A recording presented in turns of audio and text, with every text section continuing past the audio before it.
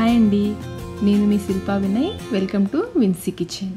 ఈరోజు నేను లంచ్లోకి జొన్న రొట్టెలు, దీంట్లో కాంబినేషన్గా చిక్కుడుకాయ టమాటో కర్రీ చేస్తానండి. ఈ కర్రీ అన్నంలోకి బాగుంటుంది, చపాతీ, ఈ విధంగా జొన్న రొట్టెల్లో కూడా చాలా బాగుంటుంది. చాలామంది అడుగుతున్నారు రోజువారీ చేసుకునే సింపుల్ కర్రీ రెసిపీస్ చూపించండి అని. నేను ఈ చిక్కుడుకాయ కర్రీ ఎలా తయారు చేస్తానో చూసేయండి. ఇక్కడ నేను 1/2 కిలో గోరు చిక్కుడుకాయలు తీసుకున్నాను. 1-2 సార్లు శుభ్రంగా కడిగేసి ఈ విధంగా 1 ఇంచ్ ముక్కలు ఉండేలాగా కట్ చేసుకుని కుక్కర్లో వేసేసుకోండి. ఇందులోనే 1/2 టీ స్పూన్ సాల్ట్, కొంచెం పసుపు, 1 టీ గ్లాస్ నీళ్లు, మెజరింగ్ కప్లో అయితే 1/2 కప్ ఉంటుంది కదా, ఆ 1/2 కప్తో నీళ్లు పోసేసి స్టవ్ పైన పెట్టి 1 లేదా 2 విజిల్స్ మీడియం ఫ్లేమ్లో ఉడికించుకోవాలి. లేత చిక్కుళ్ళు అయితే 1 విజిల్కే ఉడికిపోతాయి. ఇవి ఉడుకుతూ ఉంటాయి. మరొక పక్కన స్టవ్ పైన ప్యాన్ పెట్టేసుకుని సరిపడా నూనె వేసి, నూనె కాగిన తర్వాత కొన్ని మెంతులు వేసుకుని వేయించుకోవాలి. మీరు ఏ కర్రీ చేస్తున్నా కానీ ఒక 10 గింజలు మెంతులు వేసుకుంటే ఆరోగ్యానికి చాలా మంచిది. మెంతులు బాగా వేగిన తర్వాత కొన్ని ఆవాలు, జీలకర్ర, పచ్చెనపప్పు వేసుకుని వేయించుకోవాలి. ఇవి కూడా వేగిన తర్వాత 2 పచ్చిమిర్చి, అలాగే 1 పెద్ద ఉల్లిపాయ తీసుకుని ఈ విధంగా చిన్న చిన్న ముక్కలుగా కట్ చేసి వేసుకోవాలి. ఇంకా కొంచెం కరివేపాకు కూడా వేసేసుకుని ఈ ఉల్లిపాయలు ట్రాన్స్పరెంట్గా అయ్యేంత వరకు మీడియం ఫ్లేమ్లో కలుపుకుంటూ వేయించుకోవాలి. ఉల్లిపాయలు వేగిపోయాయి కదా, ఇప్పుడు ఇందులో 1 టీ స్పూన్ నిండుగా అల్లం వెల్లుల్లి పేస్ట్ కూడా వేసుకుని ఈ పేస్ట్ పచ్చివాసన పోయేంత వరకు వేయించుకోవాలి. పేస్ట్ కూడా చక్కగా వేగిపోయింది. ఇప్పుడు ఇందులో 4 పెద్ద టమాటోల్ని కొంచెం పెద్ద ముక్కలుగా కట్ చేసి వేసేసుకుని అంతా ఒకసారి బాగా కలిసేలా కలుపుకోవాలి. ఇలా కలిపేసుకుని మూత పెట్టేసి లో ఫ్లేమ్లో ఈ టమాటో మెత్తబడేంత వరకు ఉడికించుకోవాలి. టమాటో అడుగు పట్టుకోకుండా మధ్య మధ్యలో కలుపుకుంటూ ఉడికించుకోవాలి. మూత పెట్టేసి టమాటో బాగా మెత్తబడి ఆయిల్ సపరేట్ అయ్యేంత వరకు ఉడికించుకోవాలి. చూడండి, టమాటో కూడా చక్కగా ఉడికిపోయింది కదా, ఆయిల్ కూడా సపరేట్ అవుతుంది. ఈ విధంగా ఉడికించుకోవాలి.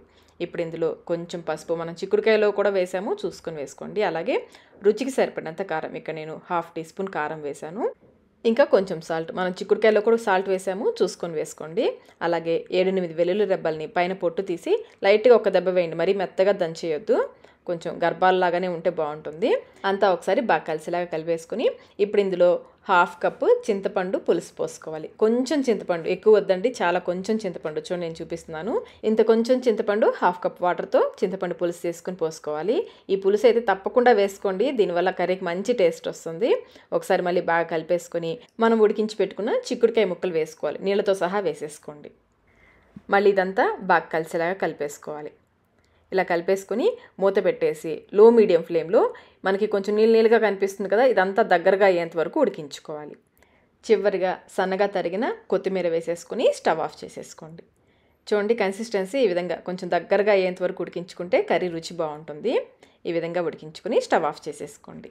అంతేనండి, గోరు చిక్కుడుకాయ టమాటో కర్రీ రెడీ అయిపోయింది. ఇప్పుడు మనం జొన్న రొట్టెలు చేసుకుందాము. ముందుగా ఒక గిన్నెలో 1/4 కప్పు నీళ్లు పోసుకోవాలి. మీరు ఏ కప్ అయినా గ్లాస్ అయినా తీసుకోండి. 1/4 కప్పు నీళ్లు పోసి మరిగించుకోవాలి. ఇప్పుడు ఇందులో 1 కప్పు జొన్న పిండి వేసుకోవాలి. 1/4 కప్పు నీళ్లు, 1 కప్పు జొన్న పిండి. జొన్న పిండి వేసిన వెంటనే స్టవ్ ఆఫ్ చేసేసుకోండి. ఇప్పుడు ఈ పిండి నీళ్ళల్లో బాగా కలిసేలాగా కలుపుకోవాలి. స్టవ్ ఆన్ చేయకూడదు, స్టవ్ ఆఫ్ చేశాకనే పిండిని కలుపుకోవాలి. మనం తీసుకున్న జొన్న పిండి బాగా మెత్తగా ఉంటే రొట్టెలు బాగా వస్తాయి. ఈ విధంగా పిండిని బాగా కలుపుకోవాలి. పిండిని బాగా కలుపుకొని ఈ స్పూన్ తీసేసి మూత పెట్టేసి పిండిని కొంచెం చల్లారనివ్వాలి. మరీ పూర్తిగా చల్లారనివ్వకూడదు, మనం చేత్తో తాకగలిగినంత వేడి ఉంటే సరిపోతుంది. పిండి కొంచెం వేడి తగ్గింది. ఇప్పుడు చేత్తో బాగా పిండిని కలుపుకోవాలి. మనకి చేత్తో తాకగలిగినంత వేడి ఉన్నప్పుడు పిండిని బాగా కలుపుకోవాలి. పిండిని అంతటిని చూడండి, ఈ విధంగా దగ్గరగా చేసుకోవాలి. బాగా కలిపి దగ్గరగా చేసుకోవాలి. ఇప్పుడు పిండిని ఒక పక్కకి, ఒక మూలకి అదిమి పెట్టుకోండి. ఇలా చేయడం వల్ల పిండి ఆరిపోకుండా ఉంటుంది. మనం చివరి రొట్టె చేసేంత వరకు కూడా రొట్టెలు చక్కగా వస్తాయి. ఇలా అదిమి పెట్టేసుకుని ఇప్పుడు మనకి ఇందులో నుంచి కావలసినంత పిండిని తీసుకోవాలి. చిన్నవి కావాలంటే కొంచెం తక్కువ పిండి తీసుకోండి, పెద్దవి కావాలంటే కొంచెం ఎక్కువ పిండి తీసుకోండి. ఫస్ట్ టైం చేస్తున్న వాళ్ళైతే కొంచెం చిన్న చిన్న రొట్టెలు చేసుకుంటే బాగుంటుంది. కొంచెం పిండిని తీసుకుని ఇప్పుడు మిగిలిన పిండిని మళ్ళీ నొక్కి పెట్టేసుకుని ఈ పిండి ఆరిపోకుండా మూత పెట్టేసి పక్కన పెట్టేసుకోండి. ఇప్పుడు ఈ పిండి ముద్దని బాగా కలుపుకోవాలి. ఎంత బాగా మద్దన చేస్తూ కలుపుకుంటే రొట్టెలు అంత బాగా వస్తాయి. చేత్తో ఈ విధంగా చూడండి, ఈ పార్ట్తో నొక్కిపెట్టి బాగా మద్దన చేసుకోవాలి.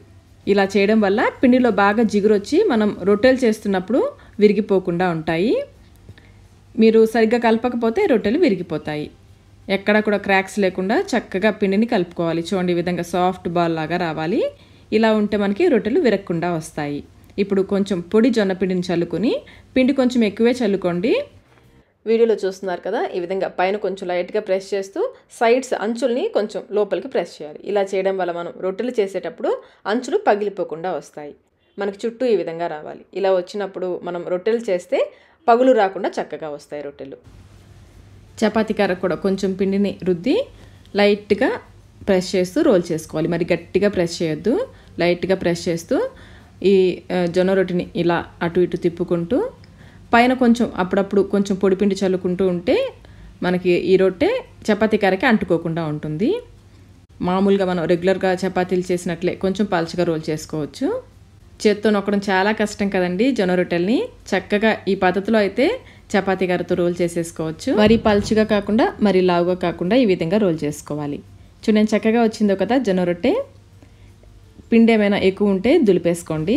ఇప్పుడు మరి కొంచెం పిండి తీసుకుందాము. ఈ విధంగా ఎప్పటికప్పుడు కొంచెం కొంచెం పిండిని తీసుకుంటూ మిగిలిన పిండి ఆరిపోకుండా మూత పెట్టేసుకోండి. ఇప్పుడు మళ్ళీ ఈ పిండి ముద్దని బాగా మద్దన చేస్తూ కలుపుకోవాలి.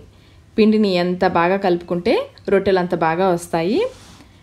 ఇవే కొలతలండి. 1/4 కప్పు నీళ్లు, 1 కప్పు పిండి. మీరు ఏ కప్ అయినా ఏ గ్లాస్ అయినా తీసుకోండి. 1/4 కప్పు నీళ్లు, 1 కప్పు పిండి.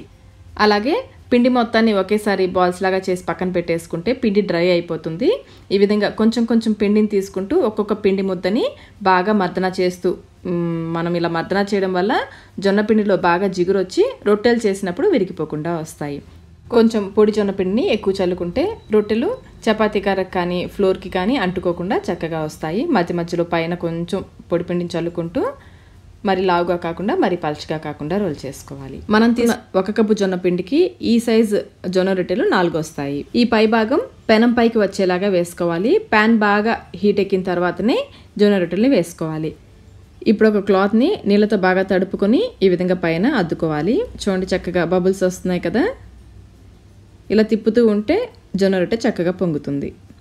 ఫ్లేమ్ మీడియం టు హైలో ఉంటే రొట్టె బాగా కాలుతుంది. ఒకవైపు కాలిన తర్వాత రెండో వైపు తిప్పుకోవాలి. ఇటువైపు కూడా కొంచెం క్లాత్ ఇలా అద్దుతూ ఉంటే రొట్టె చక్కగా పొంగుతుంది. ఇలా రెండు వైపులా కాలిన తర్వాత తీసేసుకోవడమే. చూడండి జొన్న రొట్టెలు ఎంత బాగా వచ్చాయి కదా. ఇదే విధంగా మిగిలినవన్నీ చేసుకోవాలి. ఈ జొన్న రొట్టెల్ని ఒకేసారి మొత్తం చేసేసుకోకూడదండి. ఒకవైపు చేస్తూ మరొక వైపు కాల్చుకుంటే చక్కగా వస్తాయి. జొన్న రొట్టెలు కూడా రెడీ అయిపోయాయి. ఈరోజు మా లంచ్ అయితే ఇదేనండి. జొన్న రొట్టెలు, గోరుచిక్కుడుకాయ కర్రీ. నేను 2 జొన్న రొట్టెలు, ఈ కర్రీ, ఇంకా కొంచెం పెరుగన్నం, మామిడికాయ. మీలో ఎంతమంది పెరుగన్నంలోకి మామిడికాయ తింటారో కమెంట్ చేయండి. జొన్న రొట్టెలు చూడండి ఎంత సాఫ్ట్గా ఉన్నాయో. జొన్న రొట్టెలు, ఈ చిక్కుడుకాయ కర్రీ కాంబినేషన్ అయితే చాలా బాగుంటుందండి. ఈ కర్రీ అన్నంలో కూడా చాలా బాగుంటుంది. మరి ఈ కాంబినేషన్ మీరు కూడా ఒకసారి తప్పకుండా ట్రై చేయండి. ట్రై చేసి మీకు టేస్ట్ ఎలా అనిపించిందో మాకు కమెంట్ రూపంలో తెలియచేయండి. వీడియో నచ్చినట్లయితే లైక్ చేయండి. మీ ఫ్రెండ్స్కి, ఫ్యామిలీ మెంబర్స్కి షేర్ చేయండి. Thank you.